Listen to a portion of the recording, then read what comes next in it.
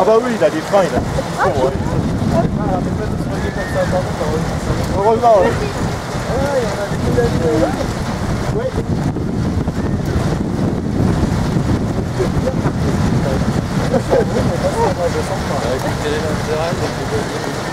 Quand on pédale avec un pédalier rond, il y a un moment, ça nous fait fort.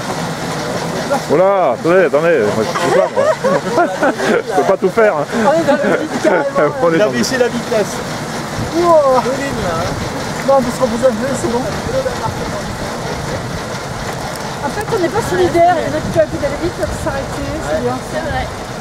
Allez, pédaler. Allez, évidemment, faut participer là. Voilà, donc on ralentit.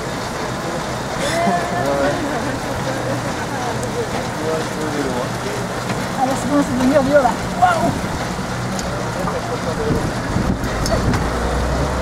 Ça va là? Ouais.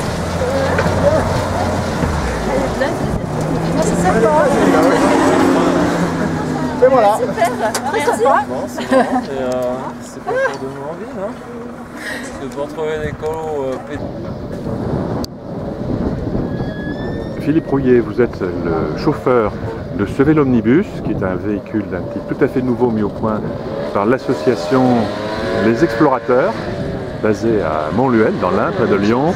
Expliquez quel est le principe de ce véhicule, l'histoire de la démarche, mais aussi son fonctionnement sur un plan physique et mécanique. Donc c'est un engin En le faisant découvrir. C'est un engin qui permet de mutualiser ses efforts avec une équipe. Et donc on a 12 pédaleurs et 8 passagers, 20 personnes en tout qui se déplacent en même temps en mode de déplacement doux, énergie uniquement musculaire, pas d'électricité, rien qui vient compenser l'effort. Particulier avec une selle qui pivote, qui permet à la fesse, quand on pédale on a une fesse ronde et une fesse plate alternativement, donc ça permet de se déplacer comme ça et de ne pas avoir de frottement et de ne pas avoir notamment au niveau du périnée un échauffement. On a choisi aussi de mettre des pédaliers elliptiques de manière à que le point mort haut, le secteur où on n'a pas de force quand on pédale, soit gommé. Et donc on a un bras de levier différent, ce qui fait qu'on est toujours en charge quand on pédale.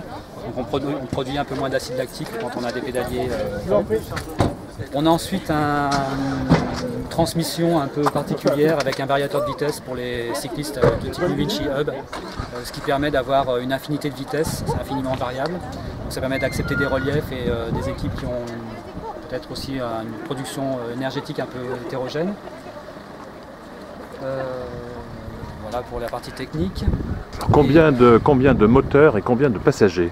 Donc on a 12 pédaleurs, 6 de chaque côté, qui se déplacent latéralement à la route. Et on a 8 passagers, 4 à l'avant et 4 à l'arrière. Et on a aussi la prévision dans les prochaines semaines, c'est de mettre une plateforme qui permette à des personnes à mobilité réduite de monter sur le vélo et d'être passagères et d'être transportées par une équipe de pédaleurs. Alors l'avantage des pédaleurs qui se font face? L'avantage des pédaleurs qui se font face, c'est avant tout la convivialité, dans le sens où on est face à face, donc on est en interaction avec ses collègues. Ça c'est pour la partie humaine à l'intérieur du vélo. Sur la partie purement déplacement, comme on est libre de son déplacement, puisqu'on n'est pas en train de le gérer, on est piloté par quelqu'un.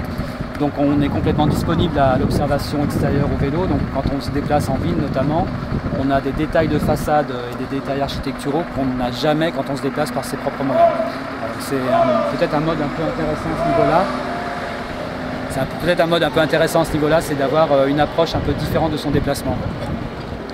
Très bien, alors quelles sont les utilisations possibles de ce véhicule et où en êtes-vous dans sa mise au point et dans sa diffusion? Donc les utilisations possibles sont principalement touristiques pour l'instant, notamment en hyper centre-ville et puis dans des parcs à thème ou des choses comme ça. L'idée qu'on a, nous, c'est de pouvoir le substituer à des petits trains à moteur là, qui font des visites touristiques. Après, on fait beaucoup d'événements aussi pour les entreprises, notamment dans les séminaires, pour permettre aux gens de saisir l'idée que quand on travaille ensemble, tous ensemble, qu'on produit un même effort et qu'on le mutualise, on a d'autres résultats que quand on travaille chacun pour soi. Voilà, donc le vélo, il n'y a pas besoin d'expliquer pendant des heures comment ça fonctionne pour travailler dans une équipe. Il suffit qu'ils se mettent dessus, au bout d'une heure, ils ont tout saisi et je pense que ça a des effets dans l'entreprise. On travaille aussi pas mal pour toutes les collectivités sur les aspects liés aux événements, mode de déplacement doux, fait de l'environnement, les choses comme ça. Voilà, donc on est en location pour tous ces types d'événements. Et la particularité de cet engin, donc c'est la deuxième version du Vélomnibus, la particularité, c'est qu'on souhaite maintenant le proposer à la vente. Donc on a essayé d'élaborer un peu le système un peu plus industriel pour permettre à des gens de le posséder en local et d'avoir, qu'il y en ait un dans toute la France, qu'il y en ait plusieurs dans différentes régions. D'accord, très bien. Alors quelles sont les futures améliorations qui sont envisagées ou les gains possibles en matière de poids peut-être, puisque c'est le facteur principal?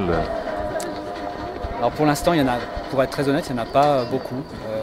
Celui-ci sort de l'atelier, ça fait 2 jours qu'il est sorti de l'atelier, donc on va déjà le mettre un peu en œuvre et puis l'évaluer dans toutes les situations avant d'envisager des changements. Bon, on en a un déjà qui est en cours, c'est qu'on veut réduire un peu la couronne d'entrée pour avoir un déplacement plus facile en montée. Vous avez pu sentir qu'en montée, il fallait produire un effort, donc on va enlever quelques dents à la couronne pour que ce soit plus facile pour les grimpettes. Voilà, pour l'instant c'est vraiment le sol et puis bien sûr les garde-corps qui ne sont pas finalisés mais qui vont l'être d'ici une quinzaine de jours. Très bien. Eh bien, je vous remercie. Merci à vous.